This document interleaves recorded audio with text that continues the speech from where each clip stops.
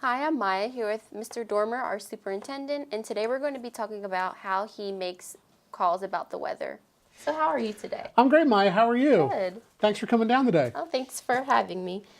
When you hear snow is coming our way, how do you do more research? So when I hear weather's coming, first thing I do is I recognize that I'm going to get very little sleep for many, many days in a row. Usually when I hear that bad weather's coming, I usually start researching probably a good 3 to 4 days in advance. Start looking at multiple weather sources, both that's watching TV. Through the district, we actually have 2 paid subscriptions that we have that gives us a little bit more weather detail than what you kind of see on your morning or evening news. So really, it's just trying to gather as much information about what's going to happen. Probably more important than that is when is it going to happen? When is it going to take place?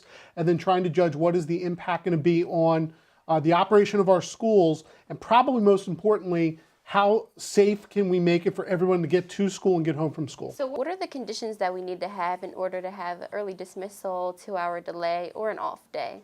So really, again, we look at when we make a decision that we're either going to cancel school or delay an opening or do an early dismissal from school. It's all about trying to get people to and from school as safely as possible. And that really comes down to looking at road conditions, parking lots, walkways and sidewalks, and just not only our ability as a school district to make sure that the roads that we use to get to and from school are good, and our sidewalks are clear, and our parking lots are free from things where people could get hurt. So you're talking snow, you're talking sleet, you're talking ice. But also making sure that our community's ready. Because just because we send a bus out there, we've had some snowstorms in the past where we've gotten a foot of snow, we've gotten our parking lots clear, but there's been side streets in our community where they haven't even started to dig out yet. We can send the bus.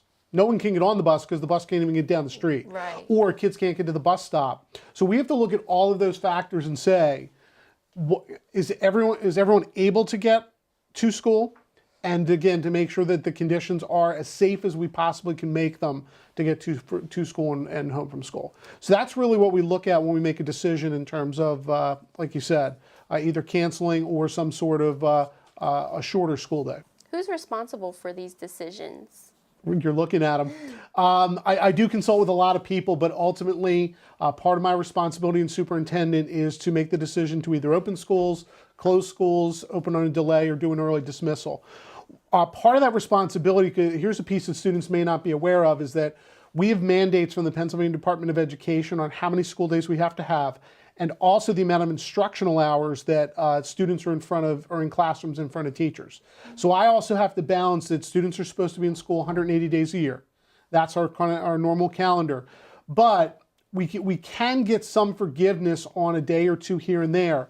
But for secondary students, you guys must have 990 hours of instruction. So that doesn't count lunch, that doesn't count passing time, that doesn't count homeroom. That's actual seat time in front of your teachers. And for elementary schools, because you probably remember your elementary day was a little bit shorter, our elementary students have to have 900 hours of instruction per year. So those are mandates that I have to keep track of. So I don't want to say that factors into when I'm making a call, such as tomorrow when we're forecast for bad weather, coincidentally.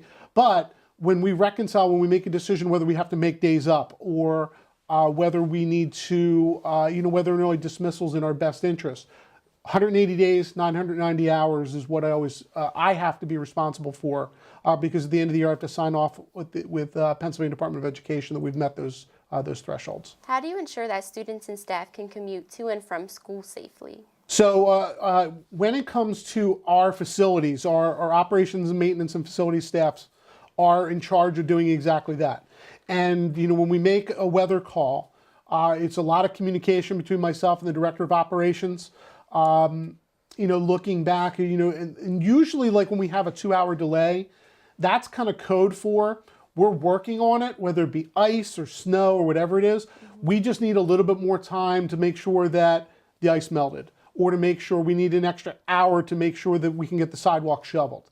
And again, we want to make sure that we have as clear and as dry up as possible concrete sidewalks, blacktop parking lots, blacktop driveways, whatever that may be. And also trying to give our families time, because we recognize that there's also laws, when snowfall ends and when they have to have their sidewalks cleared. So again, trying to make sure that we're being, aware of what families' needs are, but also again, trying to make sure, first and foremost, if our sidewalks and blacktops and parking lots aren't clear, then we're not opening.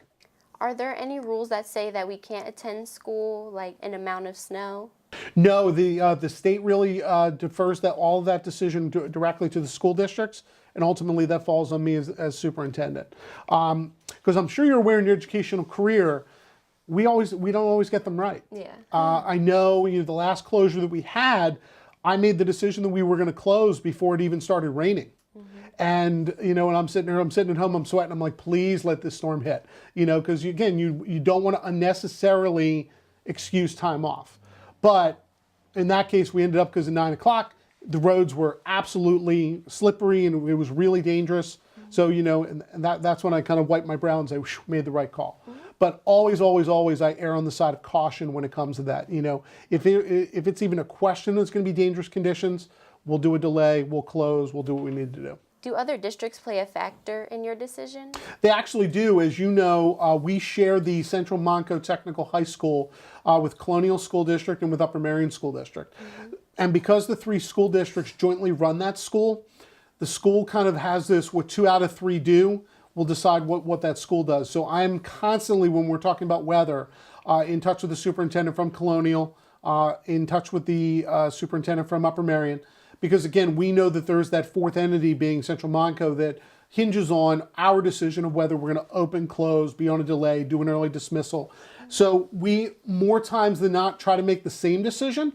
Doesn't mean that, there will be a day when we can't open that they can. They might go 2 hours late because they got their streets cleared faster than we did, or they got their parking lots done sooner than we did. Vice versa, if we're in better shape, because we are a little bit further north of them, where we might get a little bit more, a little bit less weather, we can make our own decision. But again, we try in fairness to each other, because we don't want to have a day when we open, we're the only ones that open, and then all of our tech kids can't go to Central Monco because they're closed because the other 2 districts closed. So we try to support each other that way. We do have a lot of communication. One of the other partners I do, just because even though we don't share the technical school with them, is Methacton, because I think everyone's aware they're kind of our next closest neighbor. And although they go to a different technical school and have different decisions to make, that superintendent and I are constantly in communication on weather calls. Because as he has told me in his short time, when he does a decision different than us, he always gets points at that and goes, well, wait a minute, Norristown did this, and why did you do this, that? And I've heard the same thing here, with us, when we make decisions, well, wait a minute, Methacton did this, how come we didn't? Because, geographically, we're so close to each other. So again, it's just, and to me, they may have additional information in terms of a forecast I didn't see, a weather map, a radar, a prediction. So again, it's really just information gathering that really helps me make my decision when we make those tough decisions related to weather. All right, so when your decision's made, how come families don't get notified until 5 a.m. sometimes? And a lot of times that is really on looking at how the storm is predicted to unfold.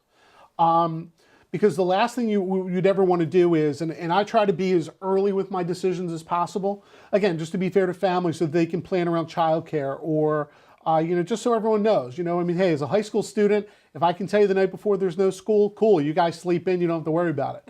But, if you look at the last storm that we had, when it wasn't predicted to start till about 9 a.m., if I called that the night before and all of a sudden the track of the storm changed, and the storm was now either missed us, or was going to start later, we may be able to do something differently. So always, and you probably heard my calls where I try to do something the night before and give people the idea of here's what we're thinking about. But sometimes it's just giving another 12 hours from when I'm making the call to seeing actually as the storm gets closer to try to make the most informed decision possible.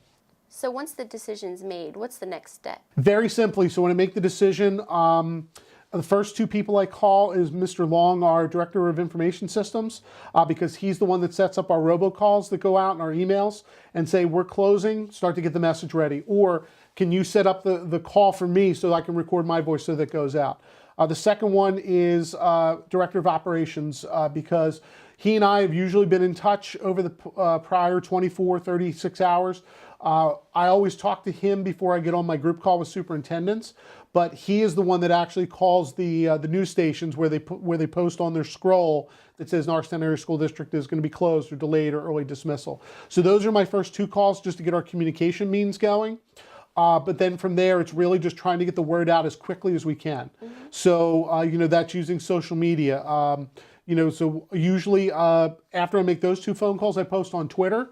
And then I do an internal email to staff so that they're aware.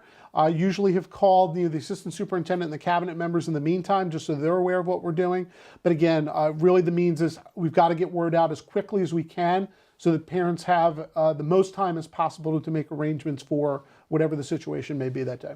How is this communicated to families? So very simple, we have our Connect Ed, which is our robocall system, which allows us to do voice messages. We've been very mindful to also, we're very fortunate that we have staff members who speak fluent Spanish because I don't. So most times, I'll type something up, I'll record my voice in English, I'll send it to them, they'll record it in Spanish so that all of our families get it in their best spoken language. But again, we do voice recording, we do email, and again, if there's a follow on social media, it goes out there as well. We also are looking, as we move forward in our Connect Ed system, to also start to activate text notifications because we know some people would prefer to get it in a text instead of the house phone or their cell phone ringing at 5:30 in the morning, which is just a wonderful thing. What happens if we have too many snow days? Well, as I stated in the beginning, so we're responsible for 180 days of instruction, 990 hours of instructional hours every single year. So if we miss too many, we got to start tacking them on the end to make them up. So we do build a little bit of cushion into our calendar every year, especially with the instructional hours. So like at the high school, if you look at 180 days times the length of day that you're in, we're not in exactly 990 hours because in every time, if we had a 2 hour late, we'd have to make up 2 hours. If we miss a day, we'd have to make up a day. So we actually build in some cushion. I think we have over 1,000 instructional hours that we have kind of built into our schedule if we go the full 180 days. So it does give us a little bit where, if you remember last school year, we actually closed 6 days, but we only made up 3 of them because 3 days allowed us to make our 990 hours for our secondary students.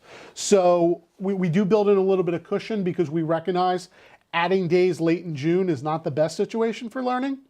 So like you said, but we've got to hit our 990, and when we come short of that, when we start adding days onto the end of the school year. Why is it so important for you to make the right call? Well, as I said, I think there's an expectation of, that, we're open, we're safe for schools, to be open, and we want to make sure that everybody can get to and from school safely. So to me, where I said, I will always err on the side of caution that if there's any question in my mind that it's going to be slippery, or it's going to be dangerous, or people aren't going to be able to move, then we're not coming in, or we're leaving early, or we're going to come in late. To me, there's always that case where I might make a call to close and the weather doesn't happen. I know probably about 2 or 3 weeks ago, we did like a 1 hour early dismissal for elementary students because they said the storm was going to hit right when they were dismissing. It ended up hitting 2 hours later. To me, I'd rather get them home an hour early and miss that way. But then everybody was home safe and all the buses were back before the weather actually did hit. But as I said, I also don't want to sit there and just be overly forgiving with snow days. It's going to snow, let's take the rest of the week off, because then we're tacking on days in June when it's even harder, when it's hotter and it's nicer, and summer's kind of upon us when students want to be done, and they want to enjoy their summer vacation. So yeah, there's a lot of pressure, I think, to get the call right. I'm going to do the best I can. I'm going to communicate it clearly. I'm also going to, as I've been really trying to do with families this year, explain what's going into my thinking in terms of why I'm making the calls. But I also recognize that, there will be a time, although I think I've done pretty good in my first year, I'm going to miss one. And I just want people, hopefully understand that, weather is just, it's called a forecast for a reason. You're trying to predict something in the future that hasn't happened yet. And sometimes it hits, most times it does. Sometimes it's just, a storm falls apart and you get a nice bright sunny day and you end up with a day off. Is there anything else you'd like to add? No, I appreciate you guys taking the time, because there is a lot that goes into it, and I know, with the last storm that we had, my Twitter started lighting up. Dormer, just do the right thing. We want the day off. We want the day off. And but it was great to take some time for me to share. There's a whole lot of things that go on behind the scenes. Like you said, we have a storm that's may hit us tomorrow. Probably means I'll be up till after midnight looking at forecasts, and about 3:45 in the morning I'm up and I'm on the phone with my operations director and up on the phone with superintendent. So that's where I said, when I said at the very beginning, these days, I'll do what I have to do to try to make the best call, but I don't get a lot of sleep when we're dealing with bad weather like this. All right. Well, thank you so much, Mr. My pleasure, Dormer. Maya. Thanks so much. I'm Maya here with Mr. Dormer, and we talked about how he makes decisions about the weather.